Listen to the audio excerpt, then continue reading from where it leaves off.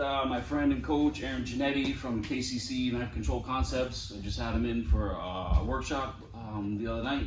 So today we're just going to go through a quick little rundown of a piece of the circle flow that we do. So I'm going to hand it over to him and he's going to demo everything that he does. Sweet. Well, thanks for having me. So we do a lot of flow drills in our Knife Control Concepts program, and that's to be able to feel energy, learn to be able to adapt to energy, and really more importantly, get a lot of reps. Flow drills allow people to get a lot of repetition in a short period of time, which is pretty powerful for training. So what we're going to look at is we're going to look at starting first and foremost from what we would consider a front side 2-on-1. 2-on-1 being very generic. I have two things controlling one of his things. In this case, my hands versus his arm.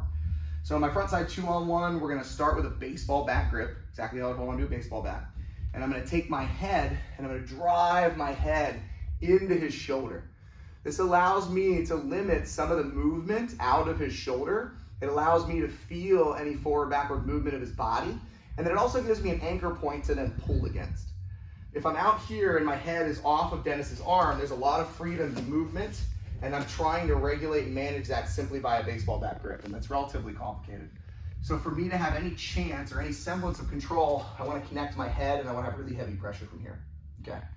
Now the front side position is not exactly a great position, but it is an entry point. And so I want to start working preferably around the body and potentially getting towards the back if I can. So what we're going to do, we're going to rotate here, is I'm going to move from this outside and I'm going to start to take an angle on Dennis. What I mean by that is I'm going to start to turn my hips and my shoulders towards Dennis out at 90 degrees. This takes my strength, my power, my base, and keeps it pointed at him, and takes his power and his base, essentially where his hips are pointed, and points it away from me. So it starts to give me a better position. Most importantly, I have really heavy head pressure, and I'm also making contact with this inside shoulder.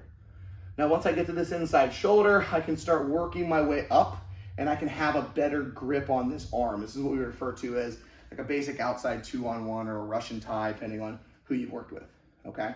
So once again, just to see that transition, two-hand grip, solid head pressure. I'm using my hips, my head, my shoulders to drive and take that angle.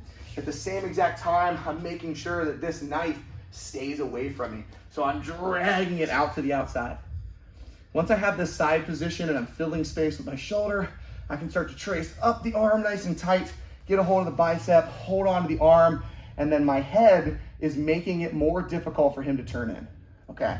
Now, we say more difficult because realistically, he can still push on my head, rip away, and all that type of stuff. So this is where we start getting into our flow drill. He's gonna start to post on my head, he's gonna step back and pull away, and now I've lost that nice solid control position. I'm right back out to the front, and look, my hands have changed a little bit. So what may end up happening is I may need to trace back down to get right back to this position. And why we refer to it as flow drill is because it continues to move.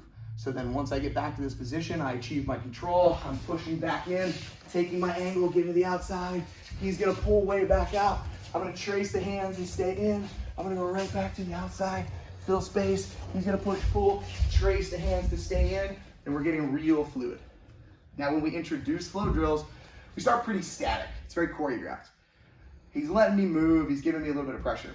Once we get comfortable there and you feel pretty good, now he's gonna start actually stabbing a little bit. It's still choreographed, it's still very one-dimensional, but now we have some energy to work with. So I'm just working these two positions, but now Dennis is stabbing and driving, and during that I'm looking for the energy where I can take that back, and then maybe I have to move back to the outside, and then he pushes and posts, and I'm chasing, and I'm moving back to the outside, and I'm working against relatively realistic energy. Big pieces of puzzle. Baseball bat grip, head pressure, turning 90 degrees. When we move our hands, we trace and stay in contact.